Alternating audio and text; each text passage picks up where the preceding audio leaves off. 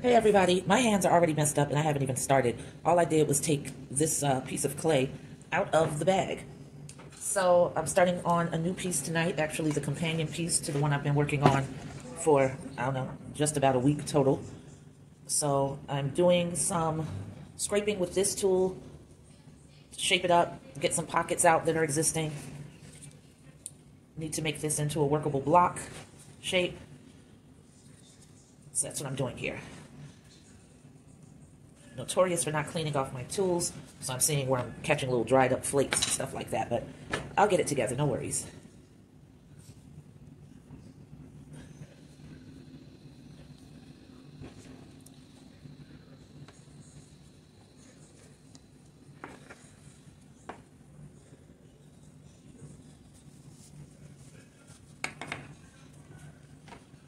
Doing some compressing of the tool to get it, of the clay to get it more into the shape I want. So I'm rocking it back and forth a little bit, just to make a little bit more of a flat edge. I can't do too much banging on this table because it'll just make way too much noise. It's not sturdy enough to really just, I was about to say go to Pound Town. Way too much sexy red in my mental Rolodex. Rolodex, God, I'm old. I know y'all are like, what is a Rolodex? You're gonna have to Google it, baby. It was a thing. Before all the cell phones, that's how we used to keep information and numbers, especially in an office. All right, so we're getting there with conditioning this piece. I don't want to make this slab too thin. I think I'm going to add to it, but I do want to make it as uniform as possible.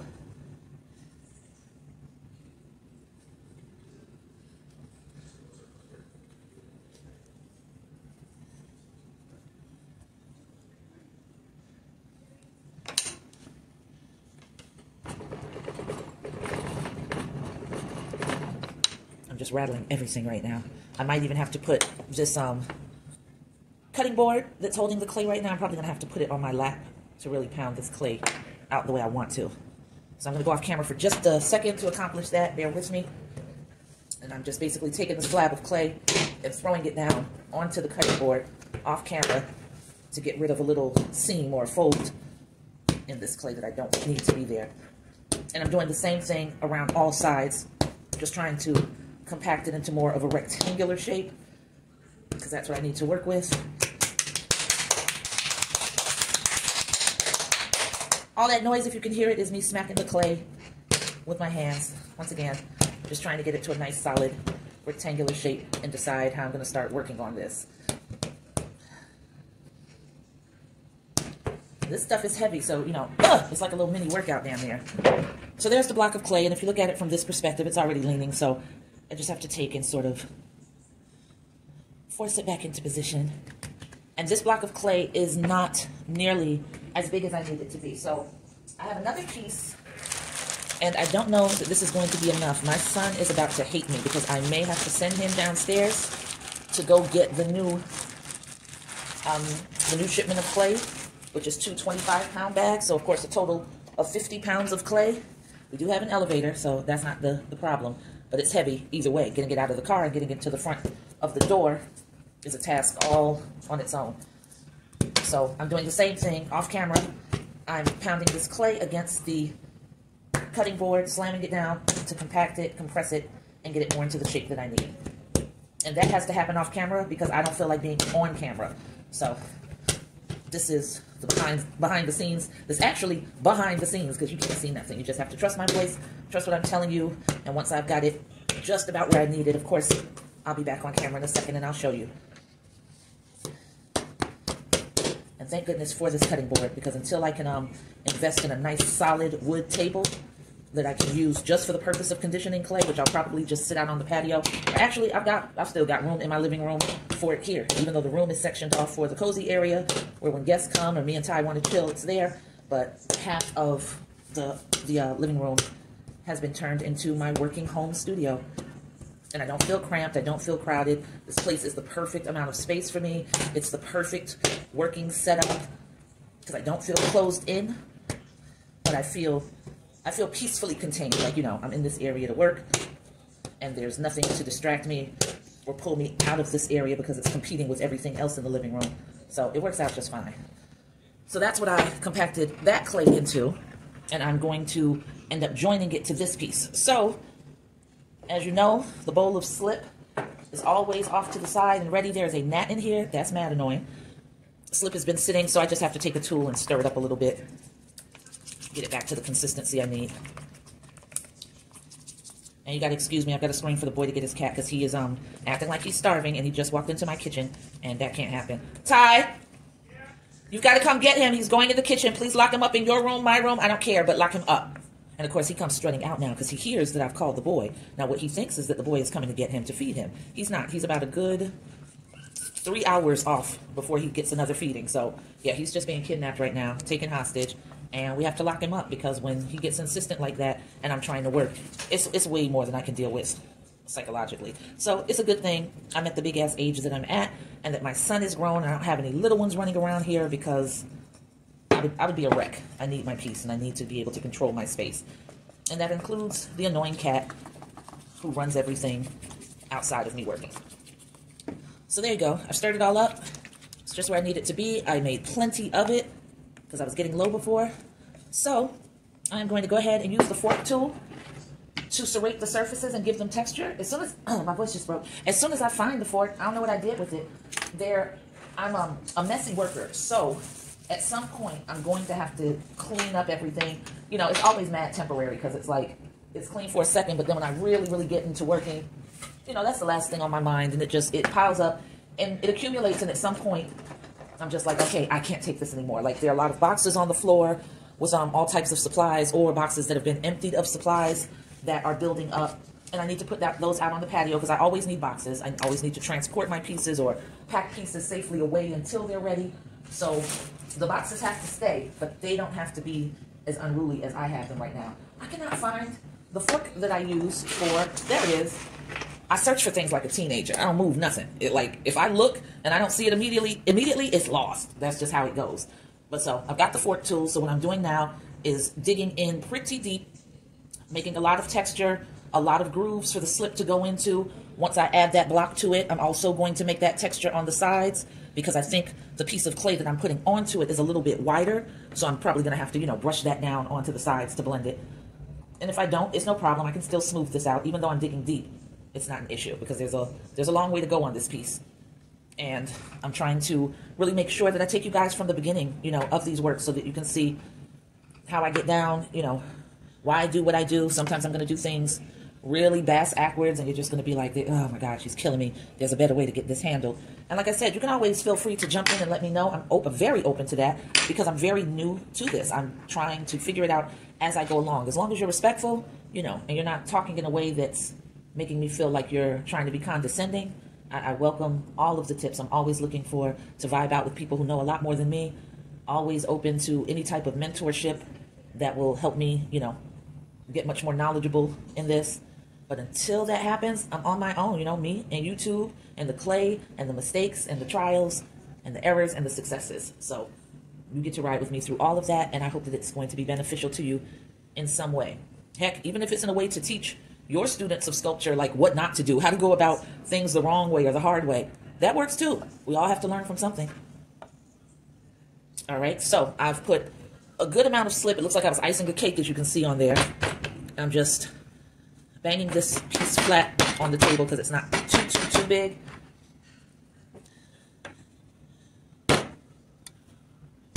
Oh, sometimes you need to drop it from a distance to get the leveling that you want. But if you don't drop correctly and you drop off to the side like you see I did, so you sort of drop it, I sort of drop it, let me put it that way, and guide it down with my hands. So I've done a good job on that side now. That's like perfect. I don't even really want to disturb it. But I'm about to, because I've got to use the fork and scrape this texture in and give that slip something to interlock into. All right. I'm going to put even more slip on. So basically what's happening is, you see I'm applying all of this slip really thick. It's like icing. I'm using a very substantial amount out of this bowl, because that slip, even though I'm making it thicker than I normally do, it is seeping down into those grooves on the top. And of course, when I press this on top of it, it's going to push the slip down even more into those grooves, and it's going to push the slip into these grooves. So when this slip dries, it's the same body of clay. It's just a lot of water added to it. So it's going to dry, just like this clay is going to dry, and create a nice solid connection. So I'm putting it towards the back, but as you can see, this piece is bigger, and that's fine. I'm wiggling it in. You see the slip escaping. That is not a problem. That's what I want, because I need to know that it's being pushed. Both pieces are being pressed against each other. And I'll take this tool just to cut off the excess right here. You can see where this ledge is hanging out. So I'm about to get rid of that. And I'm just scraping my tool along the edge of the table to clean off the residue on the edge, because I do this as I go. I'm not the person who cleans all of my tools right after I finish them or before I go to bed. Nope, clay just dries on it, and then when I'm ready for the tools, that's when I clean them off. So there. Use this tool. Still a lot of slip on that piece. It doesn't matter. That's going to be used for building out the piece. So now I'm just going to take wriggle, pat. Wriggle. Now I think I'm going to use this large tool, scraper, and pull down. And I'm pushing on the top with my hand, and I'm pushing in and down with the scraper tool. So I'm joining this side. See where that's coming down over the slip? And that's good, because it's coming down over that block. And that's what I want. I want those pieces very united, very connected. It's sort of hard to do this only because the slip is making it very slippery. So instead of just pulling down forcefully, I'm wiggling to move the clay into the position inward and down. And forgive me if I'm breathing hard. I'm a mouth breather anyway, I've told you guys that. And also, I'm sitting while pushing instead of standing because I'm lazy. So it's taking quite a bit of effort to apply the amount of pressure that I need to, because I don't have very much upper body strength. All my strength is in my legs. So if I needed to kick this bad boy into position, I'd be set. I'd finish that in seconds. But that's not the situation. So I've got to make sure that I press in and down. I'm using my arms a lot. They'll actually be sore in the morning. That's how much pressure I'm applying. And because I don't exercise, it's a great deal of effort for me. So I get this is my exercise, you know?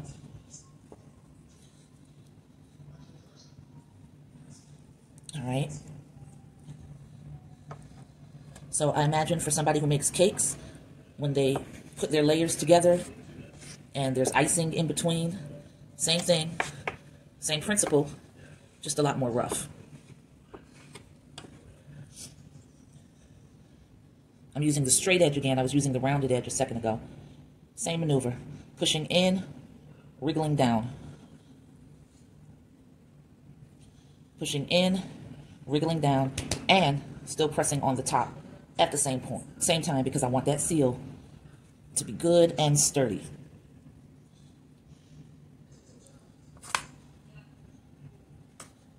I be having the most random thoughts too, because Beyonce just popped into my mind. Like, I'm thinking about how much effort this is taking and how out of breath I'm getting already.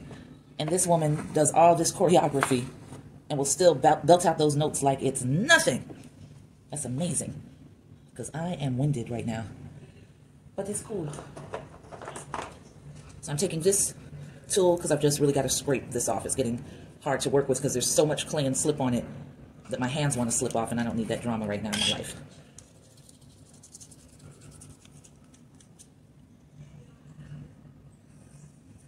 You see how much is on there? Yeah, a lot. All right, I've got a large portion of that off, scraped off onto the side of the table, because that's nice and moist. That'll be used however it's used. And the block that was over here, that was cut off to get rid of the ledge, the overhang, I'm just spritzing that with a little bit of water, keeping it nice and moist. So this I want to pick up and just turn around so I can work from the other side. And because I've been banging it, it was pretty solidly stuck to the table. So I just had to wriggle it and move it. It's cool. Same thing. Pressing in and down, coming from the very top.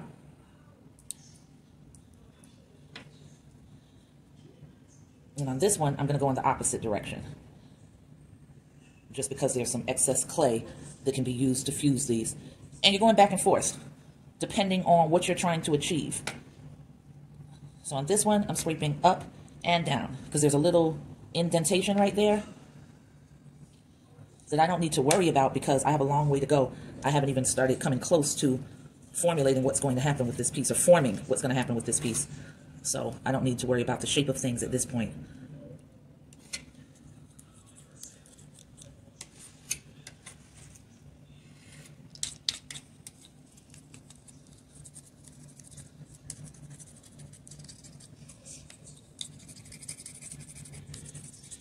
And you'll probably hear me sniffling from time to time.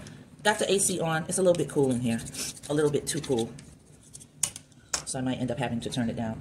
All right, so that side, I think I'm pretty happy with how it's joined. I think that's going to be okay. I'm just scraping off a little bit of excess that happened with the pressing and the pulling. So we've done 2 sides now. I'm turning it around. Coming over to the 3rd side. You can see a whole ton of slip. Pressing down on the top, pressing inward while wriggling downward.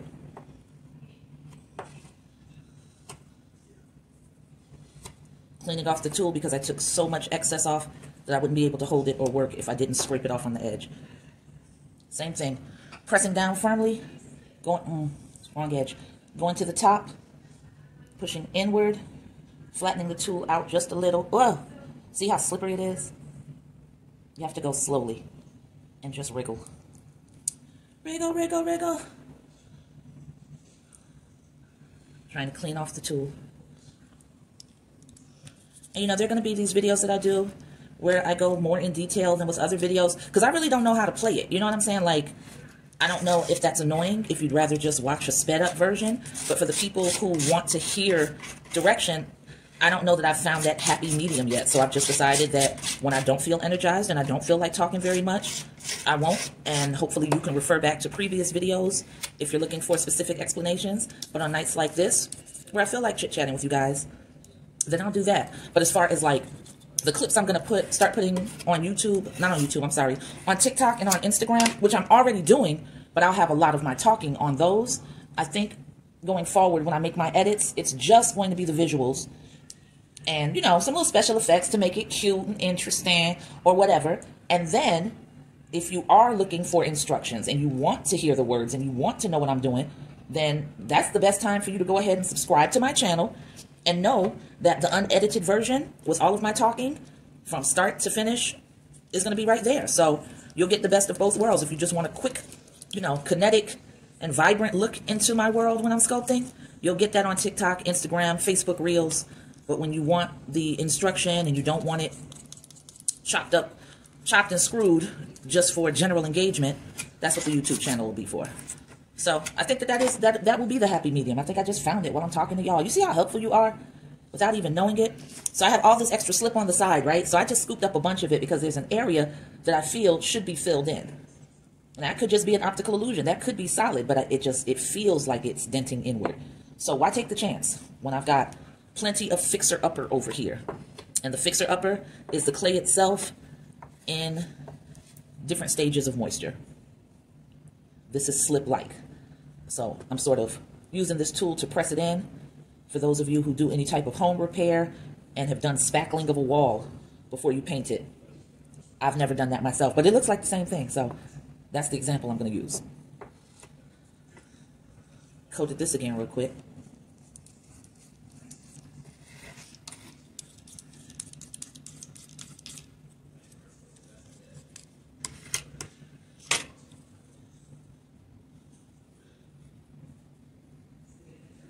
All right, so now we have completed 3 sides, and we're moving on to the 4th side. I have to do a little wiggle, wiggle, wiggle to pry it loose from the table. Eventually, I am going to put this on the turntable, but it's not ready for all that now. Now, there's, let me turn it a little more so you can see what I'm talking about. There's a little bit of an overhang. It's going out at a diagonal. Can you see that? And that's perfect. That's actually cool because that allows me to just pull more down from here. Again, keeping my hand firmly planted on the top. Matter of fact, I can rest my whole forearm on this. Haha, little sister. I said forearm. Inside joke, y'all. So I'm pressing in and wriggling down. Pressing in, wriggling down.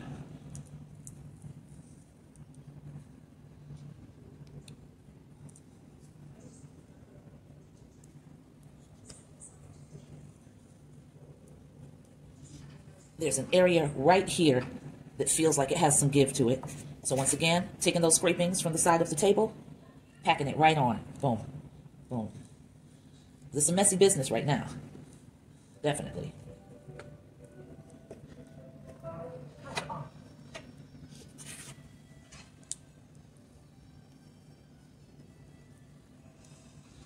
You know, you'll feel what you feel. Just go for it. If it feels like it's not solid, if it's bothering you, add more clay. Make it sturdy. Do whatever it takes to make sure that foundation is solid. So a whole slab got joined onto this bottom part, and we need to make sure that that seal is airtight, because what we don't want is for it not to be, and there to be air pockets and loose gaps that when it goes into the kiln, the moisture can enter into, because heat causes water to expand, and that's where you get your cracks and your blowouts.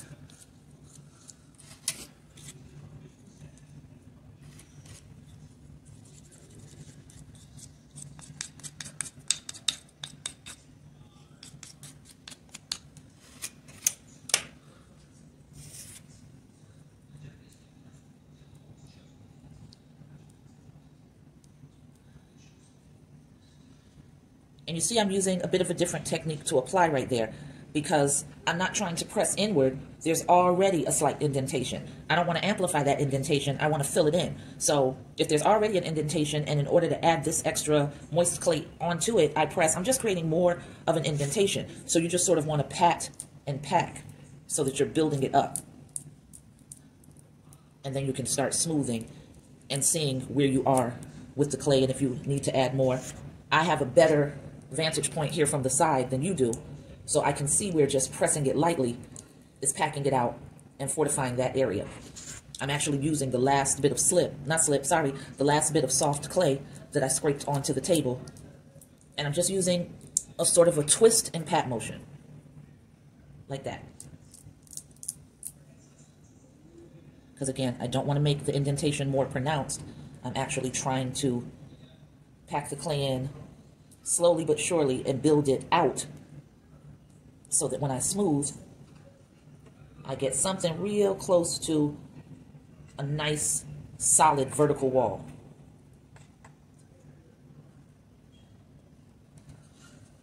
And that was achieved. From the side, it looks really great. So I'm happy with that, and I can leave that alone. And sculpting, when you're building your foundation, is a lot of doing everything you can on one side, giving your eyes a break by going to another side, giving your eyes a break from that side by going to the next side, and then coming just around, you know, full circle, so that then you can see things from a different perspective with fresh eyes and realize areas that you may still need to fix up. So, turning this. This is pretty much okay. There's just a lot of excess right on this corner, so I'm going to sort of slice that off. And then there's an area here that's pressed in. I think you can see it just from the shadow that it forms right here, about a finger width. So that might have been from me picking it up and turning it. So same thing applies, same technique. I'm going to take and twist and pack into place. Add more. Twist and pack. Sorry, I just went into the camera. Add more. Twist and pat.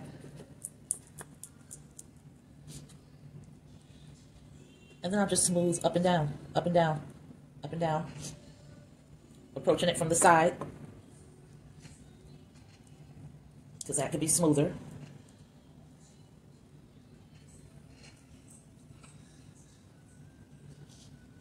I fixed that part up pretty nicely. Tool's a mess again, cleaning it off.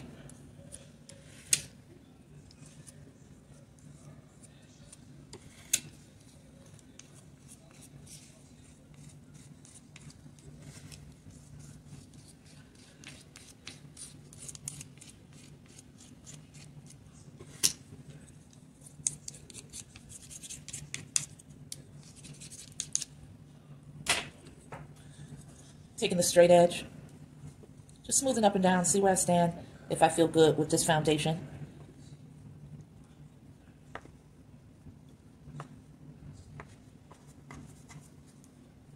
There's a little pocket right here, a little area that I see that's bothering me, so I'm pressing some clay into that, and now I'm going to smooth up again. And down, and up, and down, and up, and down. Until it meets with my approval.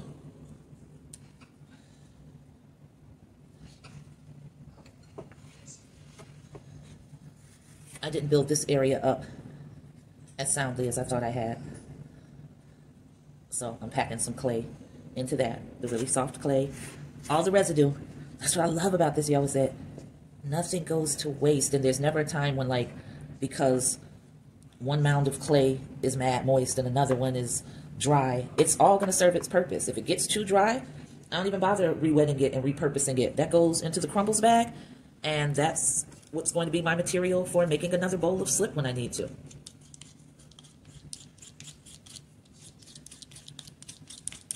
What's scraped off onto the edge of the table, again, works just like spackle.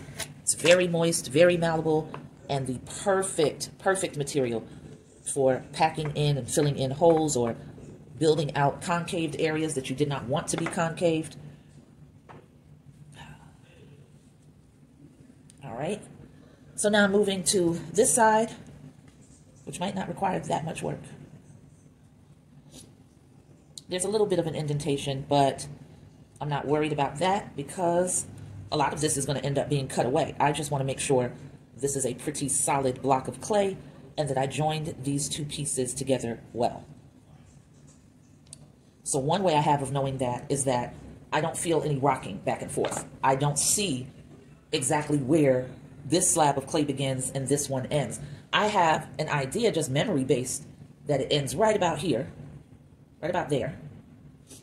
But I don't have indication of that when I move this. It's not shaking. It doesn't feel like this part wants to bend this way while this is sitting still.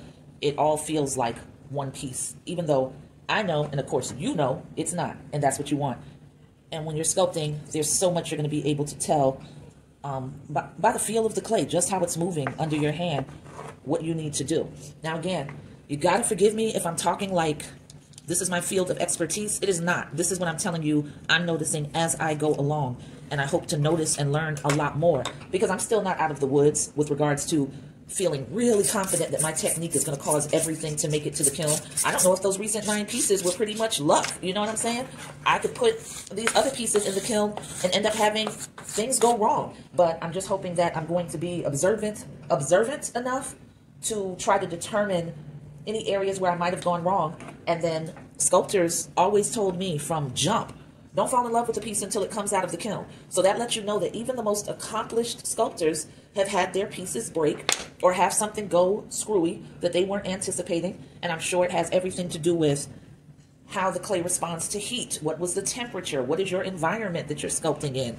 The type of clay body that you're using, the type of techniques that you're using. There are so many variables with this that it's very difficult to just say, for sure, I know why that exploded, or I know why this piece came off, because you'll be thinking that you did everything right. And it's just, you know, it's a temperamental medium to a large degree. Look at what happened the other day. The second installment of Three Sisters, One Fro, they've been chilling, they've been drying. I moved them so gently to make room on this table to work on another piece, and the hand broke off, right, like above the wrist, so maybe about halfway where he is. That's where it broke. Now, the messed up thing about it is that, as you know, you've got to score the broken pieces. Well, I can score the piece that I can hold in my hand that came completely off, but as far as the piece that's still attached to the sculpture, it's too close to the table, okay, because it's maybe about an inch from the surface of the table, and it's underneath. I don't have any way to dig up in there and scratch texture in, so, you know, I'm not confident on the little repair that I've done if it's going to hold. And of course, I'm terrified about transporting it to the studio and my, you know, lumpy bumpy jalopy of a car that every time you roll over a pebble in the road, you know, the whole thing lifts and comes down. So who knows what I'm going to have to repair when I get to the studio. So, but you know, that's just what it is. Some of the pieces are going to be real good to you and real friendly and want to behave, and other pieces are going to be problem children. And, you know, shit, we don't throw problem children out in real life. We try to help them. We try to fix them. And these are my babies, so I'm going to try to help them. I'm going to try to fix them. All right, so this is as far as I want to go right now before I take a break. And yeah, I work in 1 hour increments. That might be real apparent to you right now. So the time now, we're clocking in at 44 minutes and 45 seconds. And I'm going to take a break and then come back and start sculpting and building this out. So thank you for hanging in there with me up to this point, and I'm gonna see you in a few. And I'm gonna start with clean hands. Look at this. Look at this. Jazz hands.